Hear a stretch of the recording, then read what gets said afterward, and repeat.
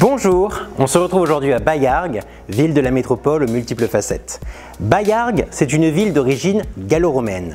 Son nom proviendrait du domaine d'un certain Baius et le nom Baillargues n'a été officialisé qu'en 819, à l'époque médiévale. D'ailleurs, c'est de cette époque que nous avons conservé la vieille porte qui faisait partie de l'enceinte de la ville au Moyen-Âge.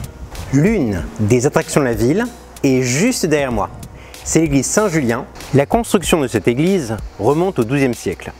Mais elle fut fortifiée lors des événements de la guerre de Cent Ans qui entraînèrent de nombreux pillages dans la région. Des machicoulis, encore visibles, témoignent de cette volonté défensive. Baillargues, c'est aussi une ville qui a su allier tradition et modernité. Regardez autour de vous, ici, les murs nous parlent. De très belles fresques visibles dans la cité évoquent à la fois le Moyen-Âge, l'époque révolutionnaire ou encore l'armée napoléonienne. Un vrai cours d'histoire en plein air. Le street art est aussi présent au cœur de la ville, avec des artistes comme Zest dans une école ou Céno au cœur des arènes de la ville. En parlant d'arènes, saviez-vous que Baillargues est très attaché aux fêtes votives? En période estivale, Baillargues propose de nombreuses manifestations autour du taureau.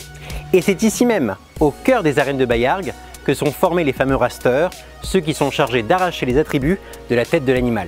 Nous allons rencontrer M. Calatayud, président du club taurin de Baillargues, pour lui demander qu'est-ce qui fait un bon rasteur. Il faut la passion, il faut un physique de sportif de haut niveau et ensuite il faut une part de chance comme partout puisque c'était quand même un sport très dangereux. Décidément, cette ville est une pépinière de talents. Et pour les découvrir, venez vous aussi sillonner Baillargues les yeux grands ouverts. À bientôt!